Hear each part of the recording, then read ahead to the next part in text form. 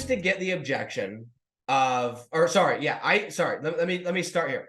I wouldn't get contract objection. I wouldn't get price objection. I wouldn't get, trust objection. Let me talk to your other customers. Like, I think people inherently knew I wasn't BSing them, and I would do certain things to make sure that they knew I was legit. I would wear the company shirt, and I would do a few things. I would not get any objection except for, I got to talk to my spouse. Okay. I got to talk to my spouse. I would get this objection until I wanted to freaking just curb stomp the nearest person that I saw. Like, it would drive me insane.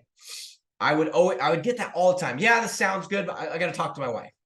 I got to talk to my wife. And I was like, dude, why? Does she work? And like, again, I know, I get it. You got to have the communication, whatever. But for me, and by the way, guys, don't take that wrong, because when you hear the story, you're going to understand what I'm saying. Okay. For me, what happened to me is I had this experience where I was doing door-to-door sales, and ironically, I actually got on my last year of doing door-to-door sales. I got on a sales call with somebody that had a program that did rank and rent. It wasn't Shiv. It wasn't like, it was just a different program. Okay. I didn't even know it was a sales call. Okay. I didn't. I thought I was just getting information. I like signed up, booked the time on their calendar. I didn't watch any of this before stuff like you're supposed to. And I just got on this call, and I'm sitting at the mall because I remember it was my brother's birthday. I was buying him a t-shirt. We're out in Alabama, and we got on this call, and the person did a beautiful job, walked me through the sales process, got my pain points. What do you want to change? What do you want your life to look like? Da, da, da, da. We get to the end, and they hit me right between the eyes. Do $8,000. Boom. $8,000. I'm like, for what? They're like, to get in. And I'm like, oh, you want me to like make a decision right now? And you know what I did? This is when I realized the problem. I said, well, yeah, dude, here's what I'm going to do. I love everything about it, but I got to talk to my wife, obviously, and I'll get back to you tomorrow. And this changed my entire sales career. Okay. The person on the other end of the line, they said something I'd never heard before. They said to me, when I said to them, I'm going to talk to my wife and get back to you, they said, no, you're not. And I said, wait, excuse me? They said, no, you're not. If you call me tomorrow, this deal is not there. This deal is off the table. And they said, you have enough information. Everything that you've told me, you're the one that's in charge of the finances. You're the one that's responsible. She doesn't work. You do. You told me that, and the deal's not good tomorrow. And I was like, well, I don't know what to tell you. And he's like, call your wife. If you really need to talk to her, call her. So I was like, okay. I was like, you want me to just call you back? He's like, yep. So I call her. Okay. You guys are going to love this. I call my wife. She is at the apartment, and we had like one of those community pools, whatever. And I call her, and my pitch, I talked to her briefly about this, right? But I didn't really tell her how much I hated this door-to-door sales thing. I was just like, dude, this is rough. I got to change this up. But she didn't know how bad I wanted to do this rank and rent thing and start doing online stuff.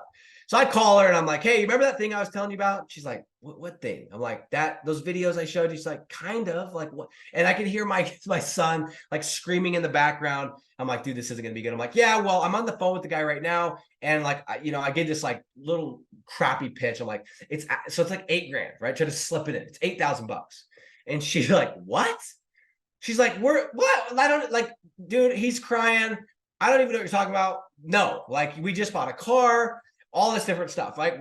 We had just bought a house. We had 2 car payments, all this, and we had a baby that was due in June 2016. And I was like, yeah, you're right. Whatever. Boom, hung up the phone. Call the guy back, and I'm like, hey, here's the deal. I called her, and she's at the pool, kids crying. Like, I'm just not going to be able to make a decision. And he just laid into me, and he said a couple things that, I think if I was a different person, I might have taken them wrong. But essentially what he said to me is, he's like, dude, are you literally going to let your future, your potential future, you're not going to take it into your own? You just told me that you're the one that makes the money. The way that your marriage is structured, and that's not everybody, but the way it's structured, you make the financial decisions. I'm like, yes. And he's like, let me just clarify. She's quarterbacking this entire thing from the pool, right? Is that what I'm hearing? And I was like, oh, you did not just say that. You did not just say that. Just a little pride check, right? And he said, I mean, there was a couple of things. It was everything I needed to hear. And I sat there, and remember, there's at the mall, there's like this little water fountain, like one of those water features. And I sat down and I was just holding the phone like this, and I was just thinking. And I sat there for about 30 seconds. So guys, if you've been on the phone and you do a 30-second silence where neither person's talking, it seems like 10 minutes. 30 seconds, I just sat there in silence. I'm like, dude, this piece of crap. And I was just pissed off. I'm like, did he just say that? And then something just clicked in me, and I was like, you know what? He's right. He's right. I'm as 25, 26, 25 years old. I'm freaking making money, traveling around the country, dragging my family with me, knocking doors like a slave to make money. I said I wanted to change, and I'm going to make a change, and I'm going to do this, and I'm going to prove to her, I'm going to ask for forgiveness. I'm going to prove to her that I can do this because I know that I can do this. I know myself. And after about 30 seconds, I said, tell me when you're ready for the card. And I pulled out my card and I gave him the numbers, and he banged the card, and I did it. And I remember driving home. I was like, number one, this is going to be a dog fight when we get home. She's going to be pissed. Number two, I felt so free, not because I had disrespected her, and I never felt like that, not because I had gone against what she said, but I had felt so chained by this objection that I was like, yeah, I am taking this into my hands, and I can make a decision, and I'm going to make sure that she doesn't get, like, I'm going to prove to her that it was the best decision I ever made, and she's going to get my trust because of that, because I'm going to make money with this, right? And I went home, and I walked in the door, she's in the kitchen, and I was like, I bought it.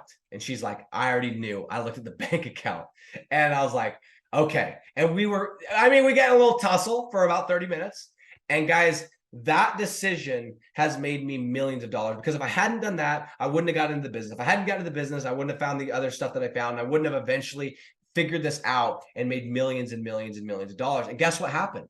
As soon as I made that decision, and that was no longer my objection, and I got to the point where I could make decisions without having to check with my spouse or my partner or my wife, whatever, guess what? When people would bring that up, I no longer got that objection, because I could look them in the eyes and say, look, dude, at the end, I could do exactly what that guy did to me. And I could look him in the eyes and say, exactly, like, hey, you just told me you want to protect your family. You just told me you're the one in charge of security around here. You just told me if someone broke in the house, you're the one that's walking out there with the gun to see what's going on, why you heard the weird noise. It's not her. Let's freaking do this deal, right? And I could ask for it with authority, because I no longer was bound by that objection. And the moral of the story, guys, is that the objection that you continually get is most likely not. In fact, 99.9% chance it is not. It has nothing to do with the customer, and it has everything to do with you internally.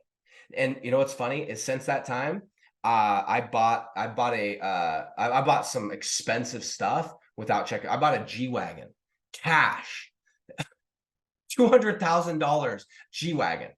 I bought cash a year ago without checking with my wife. Okay.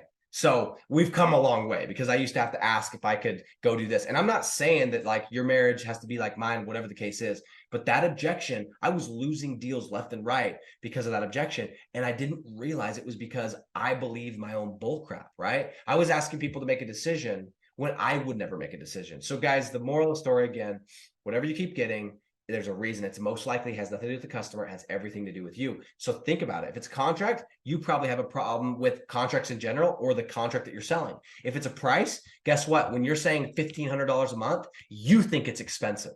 But guess what? Don't sell out of your own pocketbook. Just because you're broke doesn't mean they are. Just because $1,000 seems like a lot to you per month, because you're used to getting a W-2, does not mean it's a lot of money for a business owner who's shelling out thousands of dollars for materials and this and that all day long. So the objection that you keep getting is a problem with you that you have to fix, or you're going to get it forever.